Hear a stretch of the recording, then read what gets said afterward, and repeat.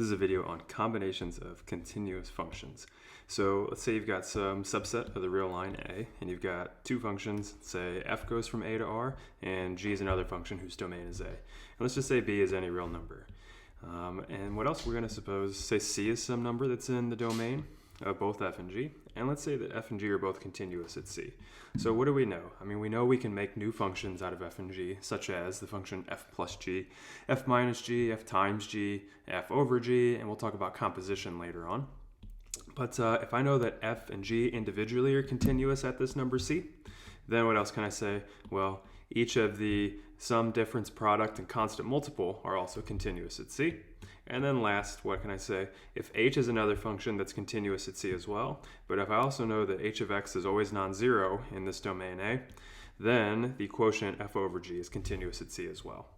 So these should be pretty familiar to what we could say about limits of functions, those limit laws that we had. So I know that if the limit as x approaches c of f and of g both individually exist as a real number, right, then the limit of the sum is the sum of the limits. And so if you think about what's continuity, right? Well, continuity is based off this limit concept, where I'm just saying the limit of the function as the input gets close to c should just be the output of the function at c. If that's a real number, right, and if the limit is the output, that's what continuity is. That says the function's continuous at c.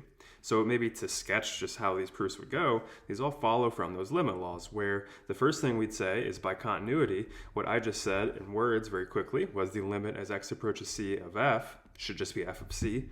And similarly for g, right, this is a consequence of g being continuous at c. But then now I'm going to apply the limit laws that I know, where something like, say, the limit of the sum of two functions ought to just be the sum of the limits, which would be f of c plus g of c, which of course is the same thing as the value of f plus g at c. And so all the rest of these for f minus g, f times g, constant multiple of f, and for the quotient too, these would all kind of follow the exact same way from, again, all the limit stuff that we've already done. So moving on, another concept, if you've been watching the other video I had on continuity, and even that one, right? If I scroll back up a little bit, I'm telling you about what it means to be continuous at a single point in a domain at c. But it also makes sense to talk about what's it mean for a function to be continuous, over just some domain of the real line, some interval on the real line, or some subset of the real line. So what we'll say is that a function is continuous on, the whole domain A if f's continuous just at each individual point at c. And so what I wanted to do was to do a couple of examples about how do you show that a function is continuous over some subset of the real line, not just at an individual point. So let's do an easy one first. So the function f of x equals x is continuous on the whole real line. So what we want to show is, okay, if you are given any real number x and any epsilon bigger than 0, there should exist a delta so that if y is within delta of x, then f of x should be within epsilon of f of y. And I want to say, before I get into the start here stuff, what I want you to notice, right, is this delta, it can depend on what epsilon is, and delta can depend on what's the x that you started with. So when I say given x and r right here, that's kind of playing the role of my c in the theorem above and in a lot of the results in the previous video on continuity. So this x that you see here is kind of like the c. So I'm saying, well, any y that's close to that c, the outputs should be within epsilon of each other. So again, like usual though, you'll start here and try to manipulate it. So what does f do? Well, it just spits out the input, right? So this should just be x minus y. And I know that if I just want that to be less than epsilon, why don't I just make delta equal to epsilon? And so what's the proof kind of look like? If epsilon's positive, choose delta equal to epsilon, so that when x and y are within delta of each other, then they're also within epsilon of each other. Let's do a more difficult one. So the function 1 over x is continuous on the interval from 0 to infinity. So same idea, right? So if I was given any x in 0 to infinity, and that's kind of playing the role of c in some of the previous results again, and if you're given any epsilon, we need to find a delta that perhaps depends on what the x is you're starting with and what epsilon is. So if we want a delta such that if y is another number that's in 0 to infinity, but y is within delta of x, then I want to make sure that f of x and f of y are within epsilon of each other. And so, as before, we'll start here. We'll start playing around. So that's 1 over x minus 1 over y. And I'm going to get a common denominator for these. And this would be the same thing as absolute value of x minus y over x times y. And let me say a little bit about that. You might be wondering, shouldn't this be y minus x? Well, the distance from y to x is the same as the distance from x to y, so I can just keep it absolute value x minus y. And then also, I know that x is a number that's positive and y is a number that's positive. So when I get that common denominator, I don't need the absolute value in the bottom. That's positive. So I want this to be less than epsilon. And this is my scratch work, by the way, where we're messing around. And well, it seems natural to me to try to get this by itself. And so that says that the absolute value of x minus y should be less than epsilon times xy. And you might be thinking, well, okay, cool, there's a good delta. But the problem is that delta can only depend on x and on epsilon. It can't depend on this y here. So what we need to do is some work to see, is there a way that I could get a different kind of upper bound for absolute value of x minus y that doesn't involve that y? And so what are we allowed to do? Delta can be made smaller if need be. So if I start with the idea that maybe delta is smaller than whatever x over 2 is, then let's think about what if I put a window of length x over 2 around x? So what if I only take y's that are in that window? Well, then that tells me eventually, if you do some algebra, that y is between x over 2 and 3x over 2. And I think I've got a picture for you, right? If I start with x here, I'm allowed to put if I've got a window that's small enough around x, I can make it smaller if I want. I just want to make sure that eventually this window is small enough so that when I plug all these points into my function, the outputs are within epsilon of each other. So you can always go smaller if need be. So I'm saying, why don't we put a window of length x over 2, so x over 2 this way and x over 2 this way, around x. And we'll start there to get a foothold on what happens. And again, what that does is it gives me a relationship between y and x. So in particular, y is bigger than x over 2, and y is less than 3x over 2. So what I see then is, well, I could get rid of this y then. I know that this should be less than a 3x over 2 right there. So x minus y in absolute value, that distance, can be made less than epsilon times x times 3 over 2x. So at this point, what I think might be a good thing to try is, why don't we let delta just be the smaller, the infimum of x over 2, and 3/2 epsilon x squared, where again, this 3/2 epsilon x squared is what this is here. And that came from me plugging y less than 3x over 2 into that inequality there. Okay, so let's think about maybe what this proof might look like then. So let's let x be some positive number, and epsilon be a positive number as well.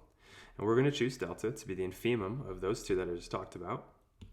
So then if I've got some other real number y that's within delta of x, then what happens? Well, the first thing I want to notice is that, oops, I forgot to copy paste. Y is also y is also greater than x over 2. That should go right there. So that goes there. And what else should I have? Okay, absolute value of f of x minus f of y, that's equal to this difference here. What I'm going to do is I'm going to write that common denominator just a little bit differently, where I'm just writing what's this up here a little bit differently, where I want to emphasize that's the same thing as 1 over x times 1 over y times the numerator. And why is that good for me?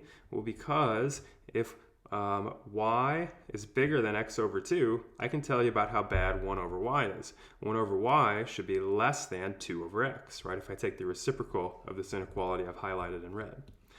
So this should be less than 1 over x times 2 over x times the distance from x to y.